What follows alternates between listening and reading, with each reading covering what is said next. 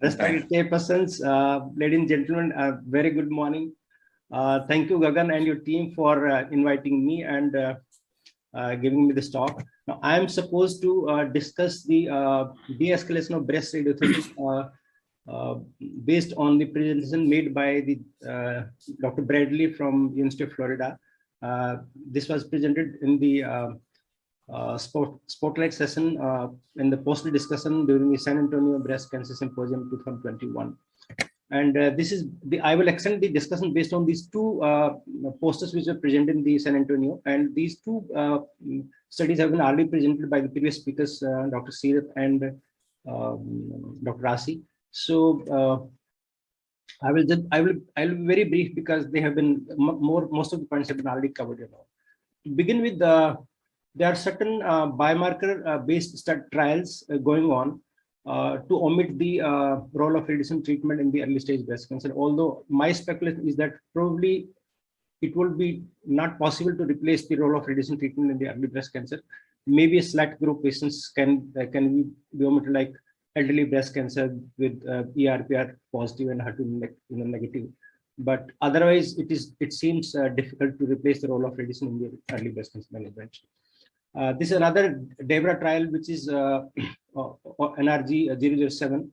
The target accrual is 1670, and it is open for accrual, but there are many breast cancer radiotherapy regimes in this trial, but we will eagerly await the results of this trial for the role of the radiation in the early breast cancer regarding some of the criteria for omitting the radiation treatment. Now, this was the poster which was presented in the San Antonio, and it was previously discussed by one of the speakers. And as you can see, there are the clean group of patients where the risk of recurrence is very low based on the clinical and the biomarker parameters.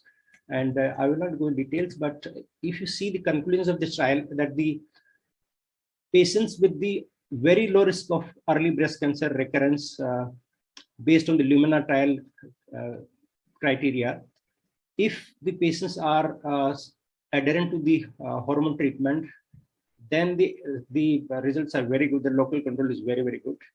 But at the same time, if the patients are not adherent to the hormone treatment, and if you omit radiation treatment, then the results are inferior. So therefore, it is a note of caution that we need not omit radiation treatment at the upfront, because when you decide about the role of the adjuvant radiation treatment, it's not easy to decide whether these patients will be adherent or non-adherent. So, and especially in Indian context, I think so it will be very difficult to categorize whether the patients will be adherent or non-adherent. So I think we must encourage the role of radiation even for luminal criteria patients. Now, why do we discuss so much about the adherence to endocrine therapy? And this is one study which was published in JAMA Oncology last year, and where they found that at the end of 4 years, the 11% patients did not continue the hormone treatment based on certain factors. Another study, which although a bit old, published about a decade back, and it was found that about 50% of the patients did not continue the prescribed hormone treatment in terms of duration as well as the schedule. So therefore, the adherence to endocrine treatment has been a problem even for last 10-15 years. And patients who are at younger age and patients who are Black, who do not have the insurance coverage, they are likely to discontinue the hormone treatment as compared to the other patients. Now, the second poster which was presented in the San Antonio regarding the omission of the radiation treatment, and if the mastectomy alone can be the answer. As Dr. Seerath already told, the 10-year local failure rate after BCT is about 10%, 5 to 10%. And as of now, the standard care is the mastectomy. But the re-BCT, including the re-APBI, is being tried in many trials. And I am fully aware of the outcome of these patients. And I am already on the same note, I'm doing some of the patients who come to us, although very select patients we take for re-APBI after the ipsilateral breast tumor recurrence. So these were the results of this trial. I will not go in details because they were already covered.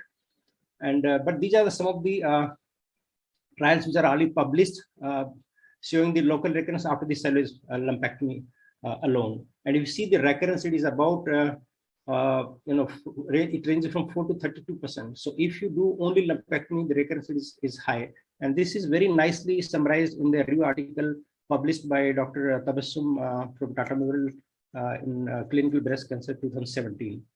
And if you see the salvage mastectomy series without the any adjuvant treatment, and even in these series, the recurrence rate, chest wall recurrence at 5 years is about 15%. Again, is not acceptable. And if you see the series showing, trying the salvage lumpectomy plus the partial breast re-reduction, and if you see here, the results are very good. At 10 years, the local re-recurrence is about 7%. And in some of the trials, this 5-year also is as high as 100%. So if you combine the salvage lumpectomy plus the partial breast re-reduction, the local control is fairly good. And if you see the, I don't know whether you can see the toxicity is about grade 3, grade 4 is almost like insignificant, and it is well within the acceptable limits. Another is the Jack Astro Breast Cancer Working Group database showing the cumulative incidence of third episode recurrence, and the incidence of the regional recurrence is more or less same. The p-value is not significant across the two group of patients. That means the mastectomy and the lumpectomy plus the re-reduction. Even the distant medicine disease-free survival is more or less same. So if you do the lumpectomy plus the re-reduction, it is as good as the local mastectomy. This is the comparison of the two the trials, the NRG 1014, RTOG 1014, and the Spanish trial, which was just presented. And if you see the bottom line is 5-year overall survival is like 93% and 95% in the two trials, which is fairly good. Italian recommendation for selecting the patients for lumpectomy plus the re-reduction, that means the re-BCT, is more than 50 years, smaller tumor size like less than 2 centimeters, DFI more than 4 years, and absence of any multifocality, multicentricity, or the patient's urge to conserve the breast, and the acceptance for the cosmetic results. This is just the summary and the take-home message of the two trials. Regarding the omission of radiation for early breast cancer patients based on the Lumina 8 trial, I think it is in Indian context, I would say it is not possible to omit radiation therapy in any of the EBC patients because the follow-up is not really good. The adherence to hormone treatment is also questionable based on the economic factors and the other factors. As for the second take-home message regarding the re-BCT with re-APBI, I think it looks feasible. And although in such a short time we could not cover many studies, but it looks like that the IVTR is about 3% at 3 years, and 5-year oral surveys are like 93%, which seems fairly good. Therefore, I would say that from my side that the for re-BCT, partial breast irradiation is fairly good option from the radiation point of view. Thank you very much.